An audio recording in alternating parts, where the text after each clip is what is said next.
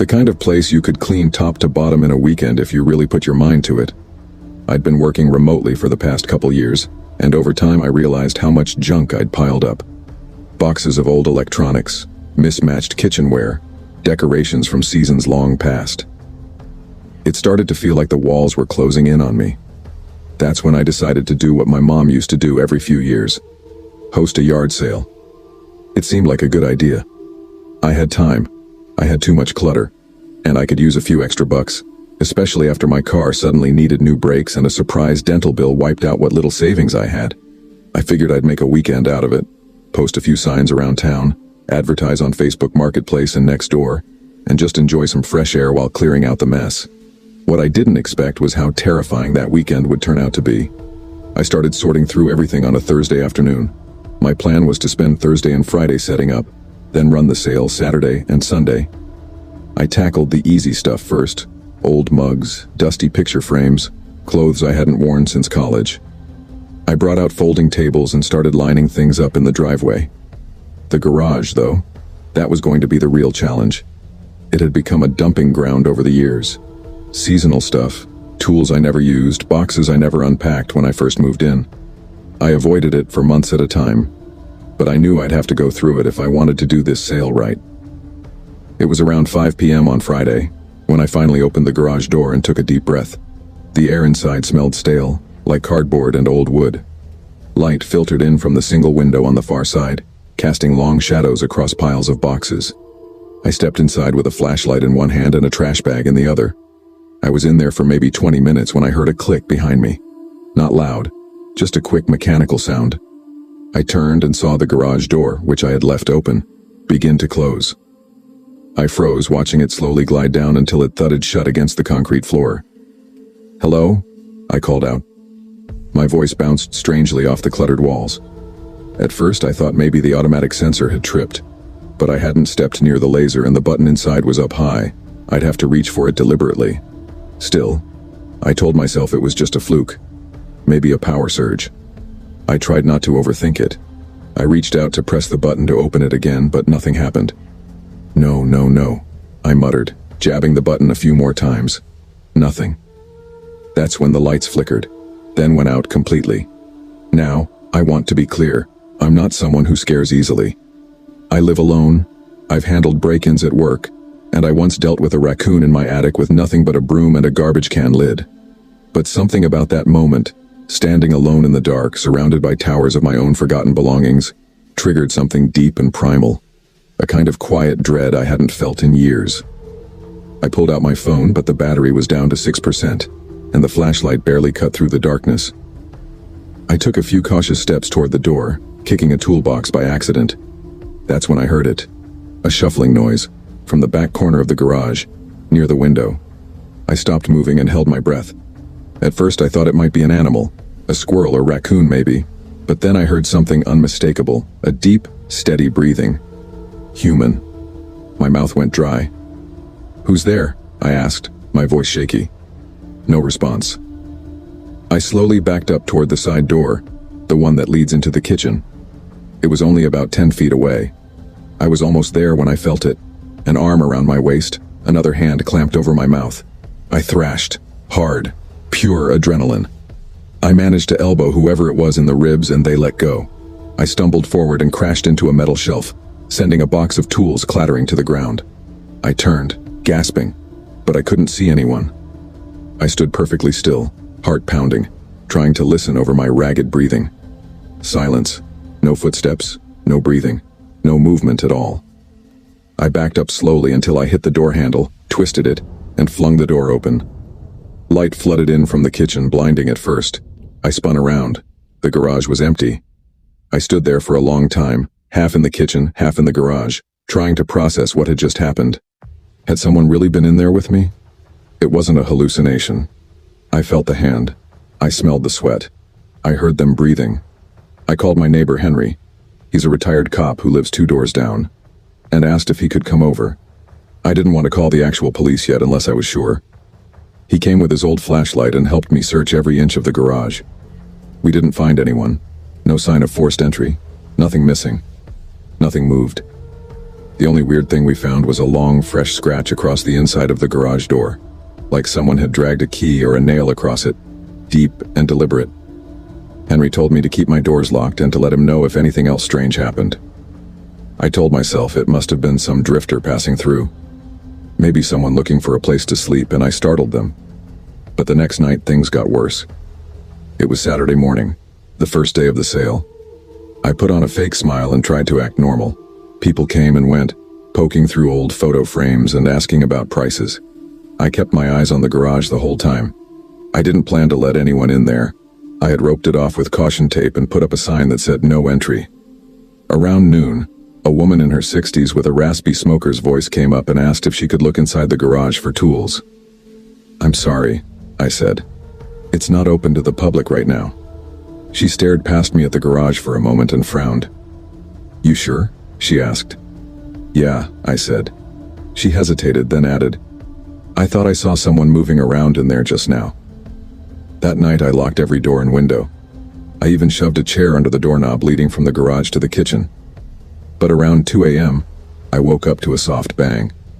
Not loud, more like something being knocked over. It came from the garage. I grabbed my phone and tiptoed to the door, pressing my ear against it. Silence. Then a long, dragging sound, like a box being slowly pushed across the floor. I called Henry again. He came over in his pajamas with a crowbar in hand. We opened the garage together. Again, nothing. But this time, one of the boxes I had stacked neatly earlier that day was overturned. Its contents, old Halloween masks, spilled across the floor. I didn't sleep after that. Sunday morning, I shut down the sale early. I was exhausted, paranoid, and sick to my stomach. I started boxing up what hadn't sold. I was in the middle of taping up a box when I noticed the scratch on the garage door had gotten longer, and next to it a new word had been scratched in. Stay. I lost it. I called the police. They came out, took a report, checked for prints. Nothing. They said it might be a prank or some transient who got in once and was trying to come back. That night I stayed at my sister's house across town. When I came back Monday morning, the word stay had been crossed out. Below it, carved in the same deep, sharp scratches, was, "You didn't." I never went back in that garage alone after that. Eventually I had it professionally cleaned and converted into a home office. New lights, new paint, security cameras, the works. I never figured out who was in there with me, or how they got in. The garage door was checked and wasn't faulty. The side door had no signs of forced entry. It was like someone had been living in there, hiding in the shadows, moving only when I wasn't looking. To this day, I still can't explain it. I don't do yard sales anymore. I don't keep things I don't need. And I never ever walk into the dark without turning the light on first. I was 10 years old when it happened, but I remember that summer like it was yesterday. Back then I lived in a quiet, older neighborhood in the outskirts of Springfield, Missouri. The kind of place where everyone knew each other by name. Lawns were mowed every Saturday morning and kids still rode bikes until the streetlights flicked on. My parents weren't rich or anything, but they were careful with money. So every summer we'd spend some weekends hitting yard sales in nearby blocks, looking for bargains, mostly toys or old video games for me, books or decorations for my mom. It wasn't just about buying stuff. For us, it was a family thing. Walks through the neighborhood, waving at familiar faces, sipping on lemonade someone's grandma was handing out for 25 cents. It was peaceful, ordinary, and safe. Or at least, it used to feel that way. This story takes place on a Saturday in July. I remember it clearly because the night before, I had slept over at my cousin Jason's house and came back that morning excited to spend the day with my parents. The sky was bright, a little humid, with birds chirping and the smell of fresh-cut grass in the air. My mom, wearing her usual pink baseball cap and tank top, had made a quick breakfast before saying, "Let's go check out the yard sales. There's one down on Ridgeview that looked big when I drove past it yesterday." I was already halfway to putting my shoes on. I had $20 in my pocket, birthday money I'd saved for something cool. We left our house around 10 in the morning and walked a few blocks down Ridgeview Drive. Sure enough, about 5 houses from the end of the street, there was a big sale going on. Tables lined the driveway filled with books, clothes, and kitchen gadgets. Boxes of old movies were stacked near the garage. There were already about 6 or 7 people browsing when we arrived. "Look around, sweetie," my mom said, already sifting through some picture frames. "But stay close." I nodded and made my way toward a smaller table tucked to the side, where a few old video games were set out in stacks. They had a PlayStation 2, just like mine, and some games in decent condition. A couple I already had, but one caught my eye. Warpath, Urban Conflict, a newer game I'd seen in stores for $30 or more. The sticker on it said $5. Without thinking, I picked it up. But just as I turned to go find the person running the sale, I felt a tap on my shoulder. I turned around and saw a boy about my age, maybe a little older. Tall for his age, with dirty blonde hair that looked like it hadn't been brushed in days. He wore a faded Chicago Bulls t-shirt and cargo shorts, and something about the way he looked at me made me feel small. "That was mine," he said flatly. I blinked. "What?" "I had that game already. I just set it down for a second. I'm buying it." I looked at the game in my hand, then back at him. "I didn't see anyone here. I thought it was just sitting out." He frowned, stepping closer. "Give it back." His tone wasn't yelling, but it was sharp. The way a kid talks when he's used to getting his way. I hesitated. My fingers tightened on the plastic case. "I'm sorry," I said, "but I don't think it was yours. It was just sitting out. First come, right?" His eyes narrowed. "Give it back, or else." I looked around. Nobody seemed to be watching. My mom was on the other side of the driveway talking to a woman about an old lamp. I thought about calling her over, but part of me didn't want to look like a scared little kid. So I stepped away. "I'm buying it," I said, trying to keep my voice steady. "Sorry." I walked quickly to a woman in her 40s who looked like she was in charge and held up the game. "Hi, I'd like to get this one." She smiled and nodded. $5. I handed her the bill from my pocket and turned to see the boy still staring at me. His arms were crossed now, and his mouth had twisted into something between a frown and a glare. I didn't say anything. I just walked back to my mom and said I was ready to go. We left the sale, and I didn't look back. When we got home, I raced to my room, closed the door, and popped the disc into my PS2. The game started right away, and I was hooked. For the next couple hours, I barely moved from my chair. Explosions, strategy, unlocking weapons. It was the exact kind of game I loved. I didn't even hear the front door open, or footsteps in the hallway. I only noticed something was wrong when I heard my bedroom door creak open. I paused the game and turned around, expecting my mom. Instead, it was him. The boy from the yard sale stood in the doorway, breathing quietly, watching me. I froze. "Huh? How did you—" I started, but he stepped into the room without answering. "I told you to give me the game," he said. "Now I'm taking it." I backed away from the TV. "Get out of my house." He didn't answer, just kept walking. I yelled, loud, "Mom, Dad." His eyes widened for a second. Then he bolted, ran right out of the room and down the hallway. My parents came rushing in from the backyard. I was already crying, shaking, pointing toward the stairs. "He was here, that kid, from the sale." "What kid?" my mom asked, rushing to the window. "What are you talking about?" I explained everything. How he must have come in through the unlocked front door, how he wanted the game, how he had just stood there threatening me. My dad ran outside and looked around the block, but the boy was gone. Gone. That night, after locking every door and window, I tried to relax and forget about it. My parents believed me, sort of. They thought maybe the kid was just upset and followed us home, but didn't think he'd try anything else. Still, they called the local police station to file a report just in case. I slept in their room that night. The next morning, I woke up early. The sun was barely up. I went to my room and turned on the PS2, but something felt off. The disc tray was open, and the game was gone. I searched everywhere, under the console, behind the TV, in the box where I kept my other games. Nothing. I ran to the kitchen, asked my parents, but they said they hadn't touched it. That was when a horrible thought hit me. What if he never left? What if, after he ran out of my room, he didn't leave the house?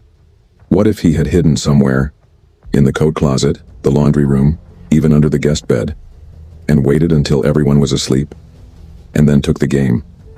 The house was small, and we would have noticed someone, wouldn't we? I still don't know. We never saw him again. My parents added a deadbolt to the front door the next week. I never saw that game again either. But sometimes, even now as an adult, I remember his eyes, blank, cold, unblinking, and wonder how far he might have gone if my parents hadn't come in when they did. And every now and then when I hear a door creak open behind me, my heart skips a beat, because I still think he was going to hurt me. And he might have, if I hadn't screamed.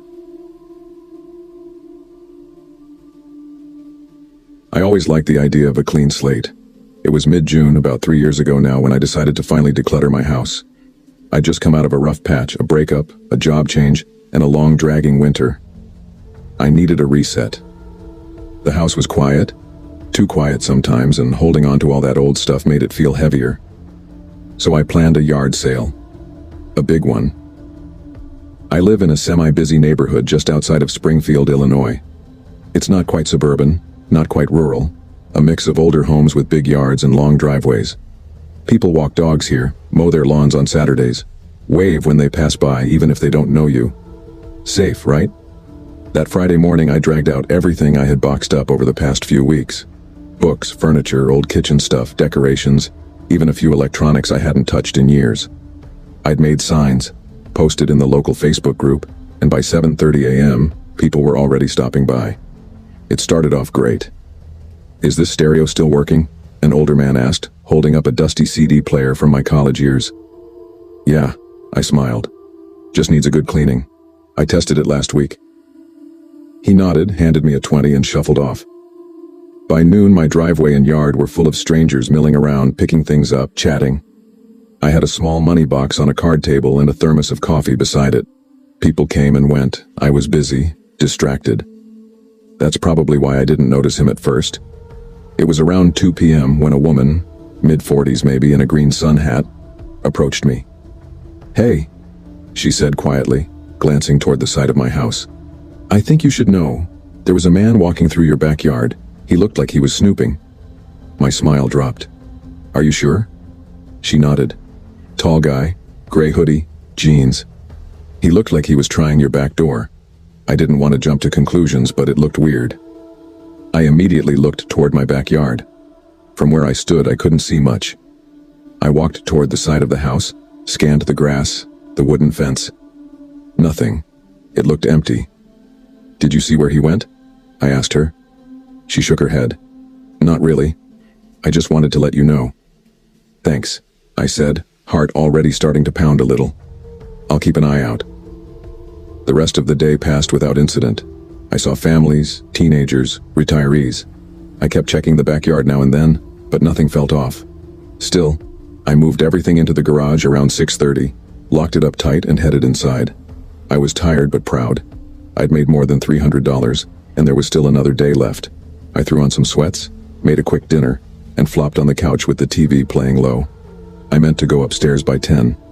Instead, I passed out on the couch half watching some home renovation show. I didn't wake up until well after midnight, around 1:30 a.m. Groggy, I rubbed my face and sat up. The house was quiet, the kind of quiet that feels unnatural. I grabbed the remote, turned off the TV, and stood to stretch. That's when I heard it. A soft creak, like a footstep. I froze, instantly alert. Then, another creak. Closer, in the living room. My heart dropped into my stomach. Someone was walking inside my house.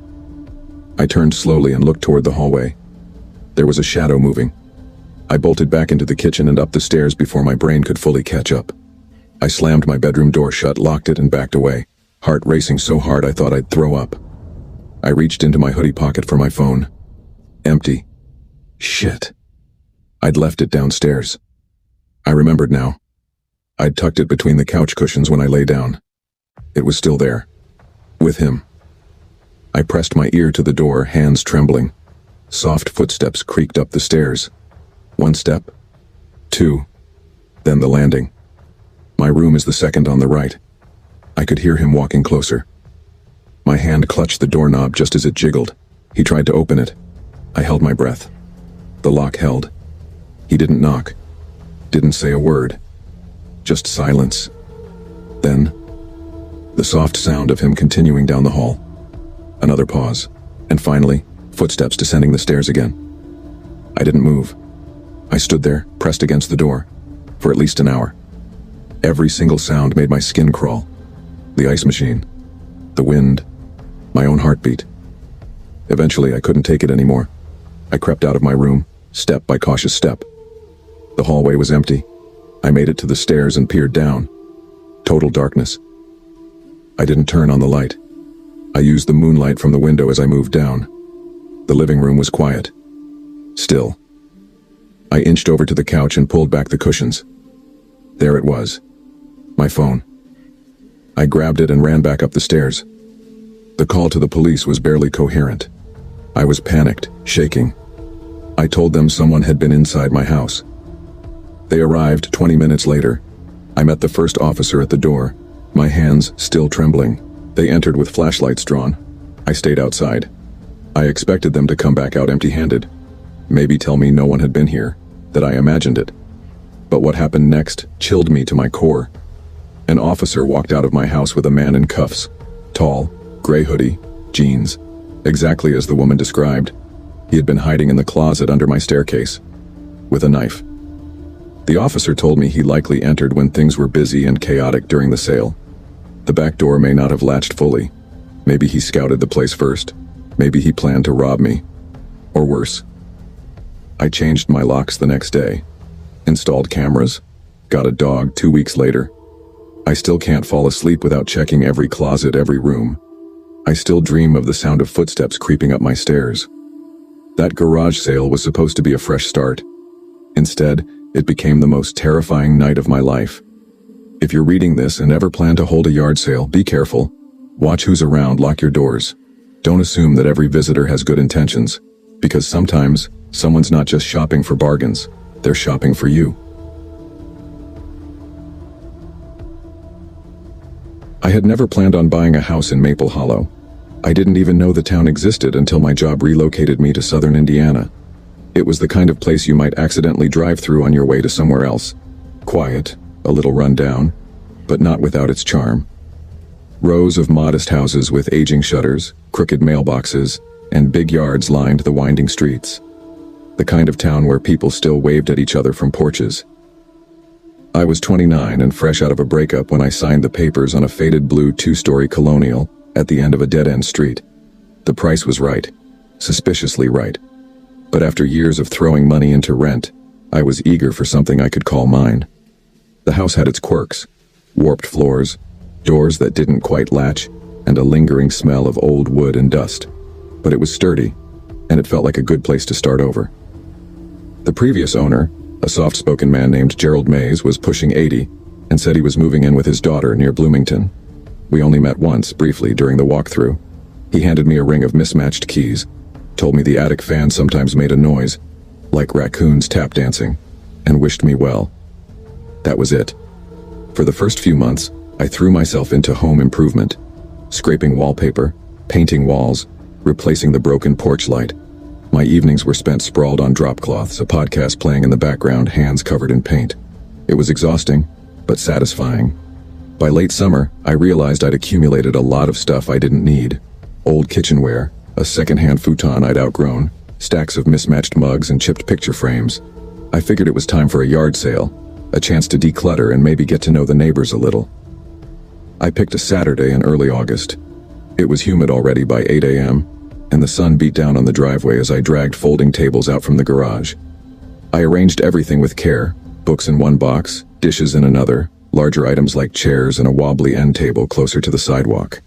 By mid-morning, a steady trickle of people wandered through. Locals mostly, some browsing with coffee cups in hand, others making small talk. A woman in her 50s bought a crock pot for $5.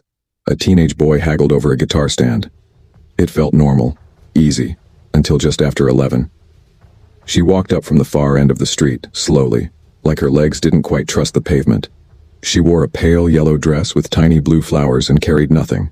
No purse, no phone, not even sunglasses. Her white hair was pinned in a low bun, neat as a photograph. There was something off about her right away. Not creepy exactly, just out of place. I hadn't seen her at any of the other houses. And in a town this small, strangers don't go unnoticed. She didn't look at the items on the table. She didn't say hello or even glance around. She looked straight at me. "You live here now?" she asked. Her voice was soft, hoarse, like someone who'd smoked too long or hadn't spoken much in years. "Yeah," I said, trying to smile. "Just moved in a couple months ago." She nodded, still staring at the house. "I used to look after the little boy who lived here." I blinked. "Oh, with the previous owner?" "No," she said, eyes narrowing slightly. "Before him." I paused, a little thrown. "Oh, okay." She didn't say anything for a moment. Then, in the same soft, matter-of-fact tone, she added, "You should check under the floorboards. In the master bedroom, not everything was found." Before I could ask what she meant, she turned and began walking away. I stepped after her. "Wait, what do you mean by that?" She didn't answer, didn't even look back. Within seconds, she was gone, turned the corner, vanished behind hedges, like a mirage under the heat. I stood there, sweat prickling down my neck, unsure what the hell had just happened. The rest of the sale passed quietly, but her words gnawed at me. Not everything was found. Found what? I told myself she was confused. Maybe she had the wrong house. Maybe she was lonely and just wanted someone to talk to. But that night, when the sun dipped low and the street outside fell quiet, I couldn't stop thinking about her. That dress. That stare. The way she'd said it. Not like a suggestion. Like a warning. Curiosity finally won out. The master bedroom was on the second floor. Large windows, slanted ceilings, and an old ceiling fan that clicked when it turned. The floor was made of reddish oak planks, dull from age but solid. I went in barefoot, quietly, like I was afraid to wake something. I started tapping around, listening for anything unusual. Near the closet, the sound changed. Thud, thud, hollow, just slightly. I knelt down and pressed my fingers to one of the floorboards. It moved. A cold rush went through my chest. I grabbed a screwdriver from the hallway drawer and carefully wedged it beneath the seam. With a dry groan, the board lifted. Beneath it, a narrow gap stuffed with old insulation, and in the middle of it, a small bundle wrapped in cloth. I reached in and pulled it out. The fabric was stiff and smelled faintly of mildew. Inside it were bones, tiny ones, clean, but brittle. A skull the size of a lemon, ribs like toothpicks, delicate paws curled inward. I froze. They were not human, that much I knew. But they were definitely buried, hidden, wrapped. Someone had meant to keep them secret. The police came within the hour. They were polite, professional. Took photos, bagged the bones, asked me questions I couldn't answer. I told them about the old woman, but they seemed skeptical. One of them, Officer Ramirez, scribbled a few notes and said he'd check into it. The other just shrugged. A few days later they called with results. Not human. Animal remains. Likely a small dog or cat. No signs of trauma, no evidence of foul play. Case closed. They sounded relieved, like they hadn't wanted to deal with something worse. But I didn't feel relieved. Why hide an animal under the floor? Why wrap it up? And how the hell did that woman know about it? I tracked down Gerald Mays, the previous owner, through the real estate agent. He sounded confused when I brought it up. "I didn't own any pets," he said. "Never did. And I've lived in that house since 1989. "You never noticed anything under the floor?" "No," he said firmly. "Are you sure it wasn't just something left by an earlier owner?" "Maybe." But he ended the call quickly, clearly disturbed. So I dug deeper. Town records showed the house had belonged to several people before Mays bought it. A young couple in the 70s, a single woman in the 60s.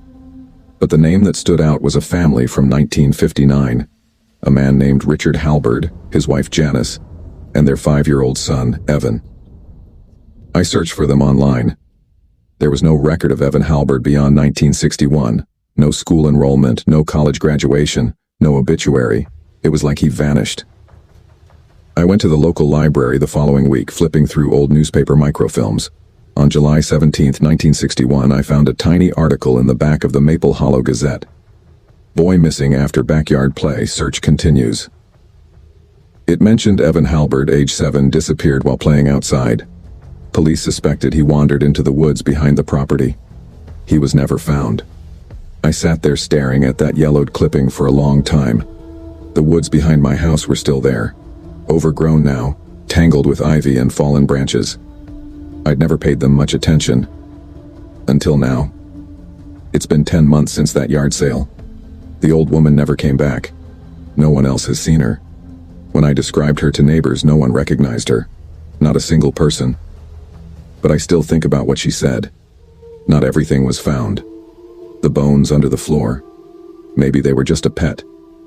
But maybe they were something else. A warning. A distraction. A clue. I've started having dreams. Dark, muffled dreams where I hear digging. Scratching. Sometimes I wake up and the closet door is open, even when I know I shut it. And at night, when the house settles, I swear I can hear footsteps in the room above mine. There is no room above mine. Just an attic. And I haven't been up there since I moved in. But I will. I have to. Because something is still here. Something never meant to be found. I wasn't looking for anything specific that weekend.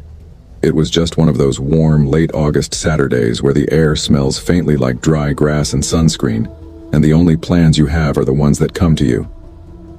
I'd been living in West Hill, Washington, a small, leafy suburb about 40 minutes outside of Seattle, for just over a year. I'd moved there for work. My job as a freelance graphic designer gave me the flexibility to work from anywhere, and after years of living in a cramped apartment downtown, I wanted space, quiet, and maybe a backyard. West Hill had seemed perfect. Small, safe, nothing much ever happened there. And that was exactly what I wanted. Photography had become a bit of a hobby over the past year. It started with my phone, snapping pictures of misty mornings on my walk, close-ups of dew on the grass, the occasional self-timer selfie I'd send to my mom. But lately, I wanted more. I wasn't trying to be the next Annie Leibovitz or anything. But I wanted something better than an iPhone. Something I could grow into. I didn't want to drop hundreds of dollars on a brand new camera though, not when I was still learning. That's why when I spotted a faded cardboard sign stuck to a utility pole that read, "Yard Sale, 8 a.m. to 2 p.m., 1719 Mallard Lane," I figured why not check it out. I'd already driven past a few that morning and found nothing but baby clothes and dusty crock pots, but this one was a little tucked away from the main road. Sometimes those were the best ones. Mallard Lane curved around the back end of West Hill, not far from a little man-made lake. The house was a plain one-story with sun-bleached siding and brown trim. The yard was scattered with folding tables and mismatched blankets covered in stuff, kitchen utensils, kids' books, picture frames, old Christmas decorations. A young kid sat on the porch playing with a tablet. Behind one of the tables, on a chair under the shade of a tree, was a woman in her early 50s. She had short-cropped graying hair and deep circles under her eyes, the kind you get from years of bad sleep or hard living. She looked bored, sipping iced tea from a mason jar.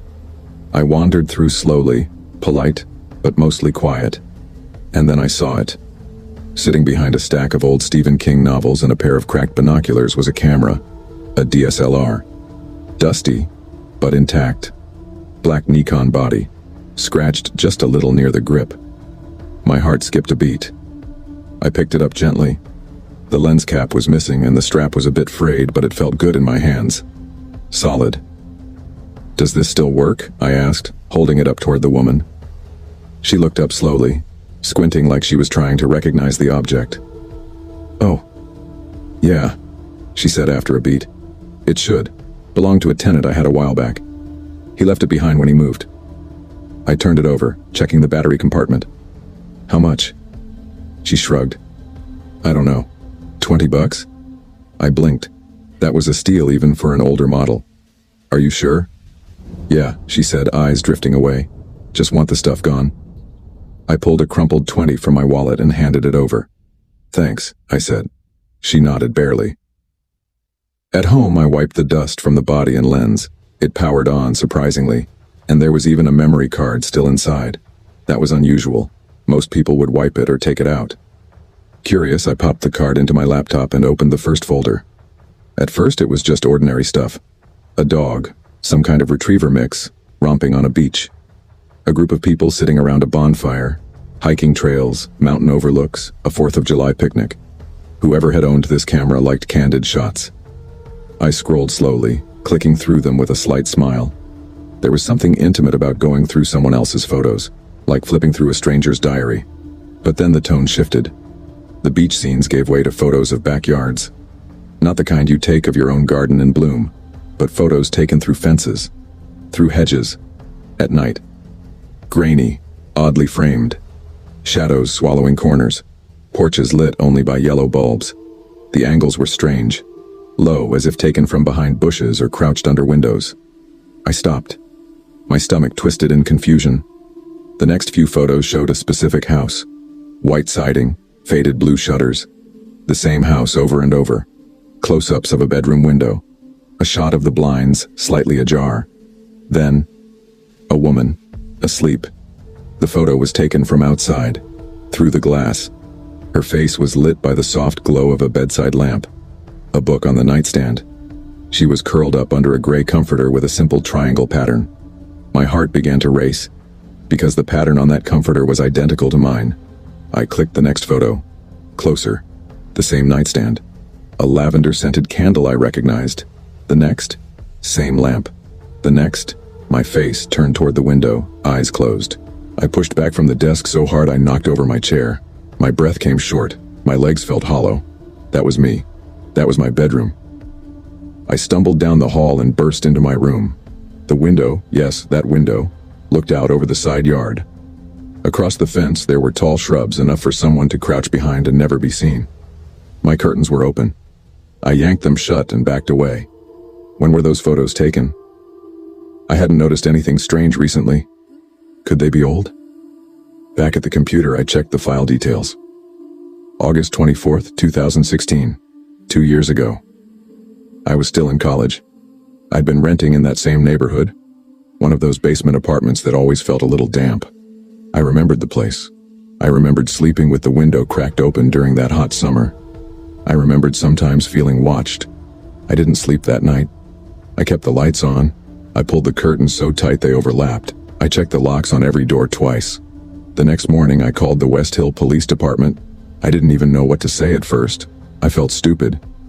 I bought a camera, I said to the officer at the desk, and it had weird photos on it. Someone watching people, including me, from years ago. They sent a detective to my place that afternoon. Detective Mendez was calm, professional, maybe in his late 30s. I handed him the camera, the memory card, everything. Where did you say you got this again? A yard sale, yesterday morning, 1719 Mallard Lane. He nodded and took notes. We'll look into it, he said. But I could tell he didn't want to promise too much. 3 days later he called. We identified the camera's original owner, he said. Name was Travis Ellison. Used to rent a room in that house on Mallard. My skin prickled. He have a record? He was questioned in a stalking case in 2017. No charges filed. Woman said she kept finding signs someone had been in her yard looking through her windows. But he moved before anything came of it. Did he ever live near me? I asked. A pause. Your name wasn't in the files. But your old address? Yeah. 2 blocks over from where he lived at the time. My throat felt tight. Do you know where he is now? Disappeared, Mendez said. Left town suddenly. Never updated his info. No forwarding address. That was almost 7 years ago. I never saw Travis Ellison. Never heard his voice. Never knew he was outside my window while I slept. But I bought his camera. I saw what he saw. I moved not long after. Different state. Different town. I don't live in places with ground floor bedrooms anymore. I still keep a camera in my closet, but I haven't touched it in years. And every so often, when I'm falling asleep, I wonder if someone's out there now. Watching. Just like he did. Because people like that don't vanish. Not really. They wait. They watch. They find someone new. And maybe, just maybe, they come back. I didn't want to have the yard sale. It was my fiancé Darren who pushed for it. Said it would be cathartic. Said it would help us clean out his aunt's house after she passed. We'd inherited the place back in March. A modest 2-bedroom cottage in Stillwater, New York, tucked between old maples and slow roads. Darren's Aunt Irene had lived there her whole life. Never married, No kids, no real friends we knew of. She was the quiet neighbor you'd wave to out of politeness, not conversation. When she died, the house sat untouched for a few months until we finally decided to go through her things. It was a time capsule. Yellowed wallpaper, ceramic owls on every shelf, and newspaper clippings stacked in neat bundles. The attic was the worst. Boxes and trunks stuffed with blankets, rusted lamps, strange tools, and dusty old military memorabilia. Darren said his uncle, someone Irene had briefly married before they split in the 70s, was a Navy man. Most of the gear was his. I remember pulling an old pair of binoculars from a trunk. Thick, heavy, covered in cracked leather. "These are kind of cool," I told Darren. "Should we keep them?" He shrugged. "We're not bird watchers. Let's just sell what we can. Donate the rest." So we planned a Saturday yard sale in late July, posted on Facebook Marketplace, put up signs near the post office and gas station. I wasn't thrilled about strangers combing through Irene's past, but Darren kept saying, "It's just stuff." That morning started slow. Around 7:30 a.m., we set up tables on the lawn with everything from old war books to mismatched china. It was foggy and cool for July. A few neighbors wandered by, mostly curious, picking through boxes while sipping coffee from tumblers. We had a Bluetooth speaker playing quiet jazz, and for a few hours it actually felt peaceful. Around noon, I noticed a man walking slowly up the driveway. He stood out immediately, mid-60s, maybe older, tall, gaunt frame, wore a pale gray coat despite the heat and walked with a slight limp. His silver hair was neatly combed, but his face was drawn, sunken in a way that made him look tired or sick. He didn't say a word, just started looking through the tables. When he reached the folding table holding some military gear, he stopped, stared at the binoculars, picked them up with both hands like they were made of glass. "Those are from the 40s, I think," Darren offered politely. "Belonged to my uncle. Still work, surprisingly." The man didn't reply.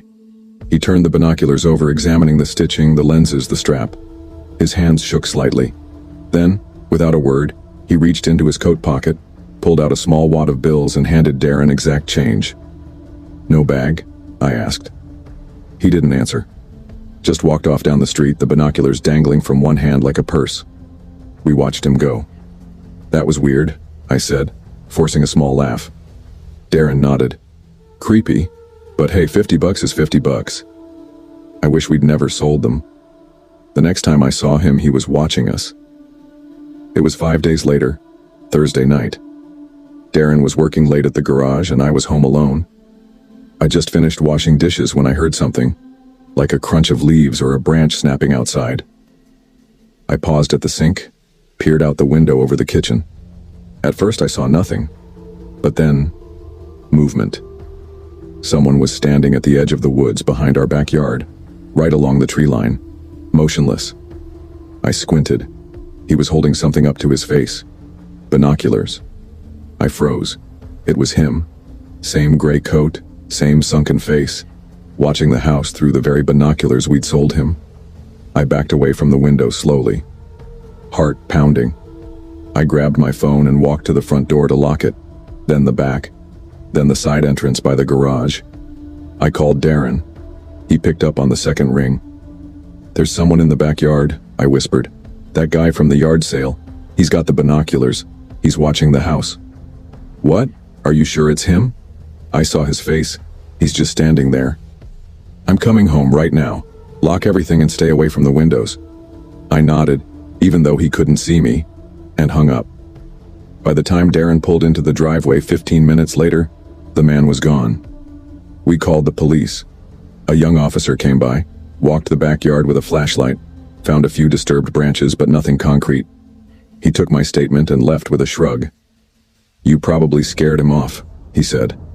"Let us know if you see him again." 3 nights later, we did. Darren had just gone upstairs to brush his teeth. I was locking up for the night when I noticed something out of place. A ladder, propped up carefully beneath our bedroom window. It wasn't ours. I stood there staring at it for a solid 10 seconds before I screamed Darren's name. He came running down barefoot, eyes wide. "He was trying to get in," I said.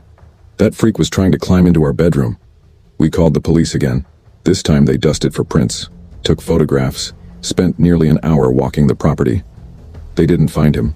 The officer, same one from before, looked at us with sympathy but not much urgency. "Keep your lights on," he said. "If he comes back, don't engage, just call us." We moved 2 weeks later.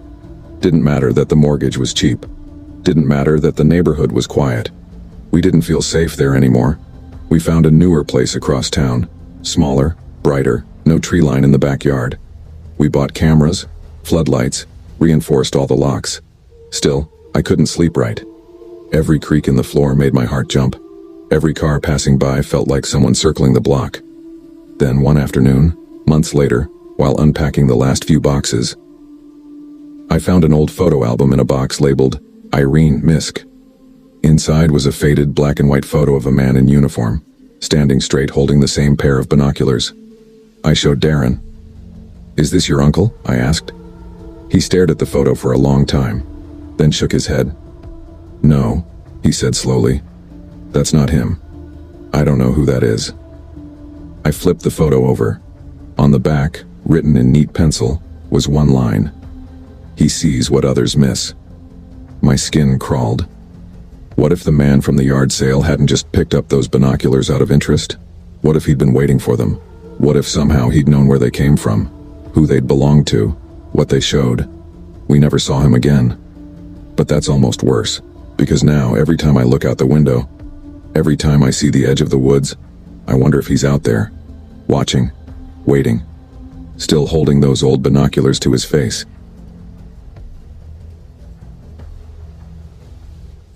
I never used to believe in cursed objects, not seriously anyway. I'd joke about it, like when the coffee machine kept breaking at work, I'd call it haunted. But deep down, I thought all that paranormal stuff was just fantasy. Entertaining maybe, creepy in the right setting, but not real, not something that could touch you, hurt you. That changed last fall. Let me start from the beginning. My name's Alex Moreno. I'm 45, divorced, no kids, living alone in a rented house on the outskirts of Ashford, a sleepy town tucked in the Pine Hills of Western Oregon. I moved there about 6 years ago after things fell apart in Seattle. My marriage had ended, my job had gotten outsourced, and I just needed out. Ashford seemed like a place where nothing ever happened. And honestly, for a long time, that's exactly what I needed. I work remote now, tech support for a logistics company out of Kansas. Pays okay, quiet life, no complaints. My hobbies were just as uneventful. Gardening, walking the trails behind my house, and occasionally going to yard sales on weekends to pick up old books or tools. Nothing exciting, nothing strange, until I went to that yard sale. It was a Saturday in late September. Crisp, cool morning. The kind where the fog clings low and the air smells like wet leaves. I was driving my usual loop around the neighborhoods, just browsing signs taped to mailboxes and wooden stakes. I almost missed the one on Pine Ridge Drive. It was barely legible, scribbled in thick black marker on a piece of cardboard. Yard sale, back lot, 8 a.m. to 1 p.m. What caught my eye wasn't the sign. It was the house behind it. It sat way back from the road, mostly hidden by trees and a fence of moss-covered slats. The gate was wide open. I probably wouldn't have stopped if I hadn't glanced through and seen an antique dresser out front. Something about the carved legs and weathered finish made me pull over. The driveway was gravel, long, and it crunched under my boots as I walked up. The property was weirdly silent, even for Ashford. No birdsong, no wind. Just the distant hum of a highway somewhere beyond the trees. The yard sale was set up in a half circle on the back lawn. Tables full of things. Brass candlesticks, yellowed photo albums, old radios, porcelain dolls. Some looked valuable, some looked like junk, but all of it was old. Not just vintage, ancient. It had the feel of an estate sale, not a typical yard sale. An older woman was sitting in a lawn chair off to the side smoking a cigarette. Her face was narrow, weathered like leather, and her hair was pulled back into a silver bun. She didn't greet me, just nodded once as I approached. "You selling all this yourself?" I asked, just to break the silence. "My brother's things," she said. Her voice was dry, like leaves underfoot. "Passed last winter. Never got around to clearing the house till now." "Sorry to hear that." She shrugged. "Wasn't much of a people person." I browsed quietly, careful not to knock anything over. There were cracked paintings, stacks of VHS tapes, tarnished belt buckles, even a small taxidermy owl with one eye missing. The whole place smelled faintly of mothballs and mildew. And then I saw the mirror. It wasn't big. Maybe 2 feet tall, with an arched top and a frame made of dark wood carved into swirling vines. It leaned against a table leg, half covered by a lace shawl. I don't know how to explain it, but the moment I saw it, something inside me clicked. Like I'd seen it before, or dreamed it. The glass was incredibly clear, almost too clear, reflecting the overcast sky in a way that didn't quite make sense. "Do you know anything about this mirror?" I asked the woman. She squinted toward it, then shook her head. "He kept it in the attic. I almost tossed it, but..." She hesitated. Something told me not to. "Does it have a story?" "Don't all old things?" she said, taking another drag of her cigarette. Then she looked at me and smiled, thin-lipped, almost mocking. $10 if you want it." I paid in cash, carried the mirror back to my car, and drove home. If I'd known what I was bringing into my house, I would have smashed it in the driveway. The first day, nothing happened. I hung it in the hallway across from the front door, thinking it would reflect some light and make the space feel less narrow. It looked great, honestly, made the place seem warmer, more lived in. That night, I went to bed early. Around midnight, I woke up freezing. I figured the thermostat was on the fritz again and padded barefoot into the hallway. That's when I noticed the mirror. It was fogged up. Not like steam from a shower. This was inside the glass. Faint, swirling tendrils of condensation, like breath on cold glass. I wiped it, but my fingers left no mark. Just more fog, writhing underneath the surface. I stood there staring at it for a long time, waiting for my eyes to adjust. Then I noticed something even stranger. The reflection was off. The reflection was off. Not distorted, just delayed. I raised my hand, waved it slowly. The mirror copied me. But maybe a full second later.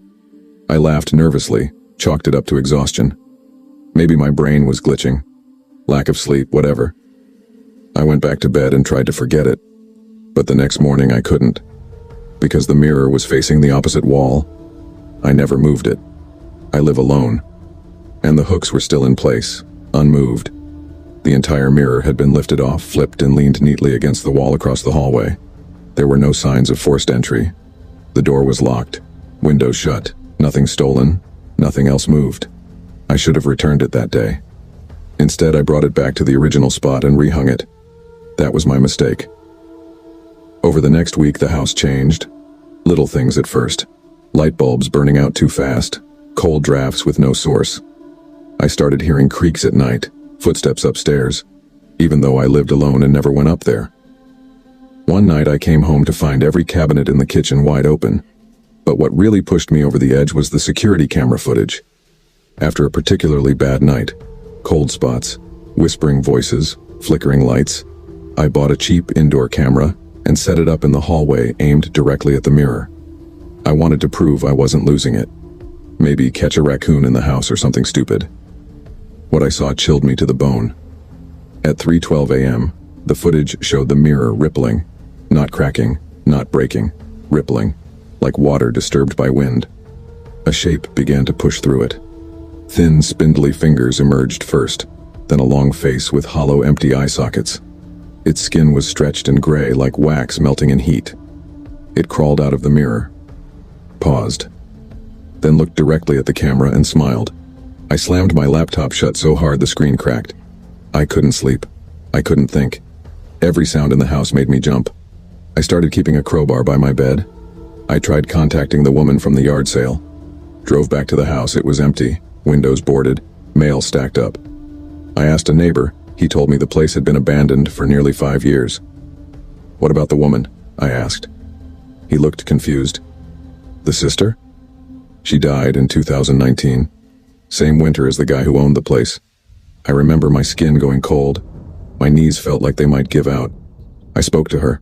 I bought the mirror from her, or from something pretending to be her. I didn't go back home that night. I got a motel room and stayed there, lights on, barely able to close my eyes.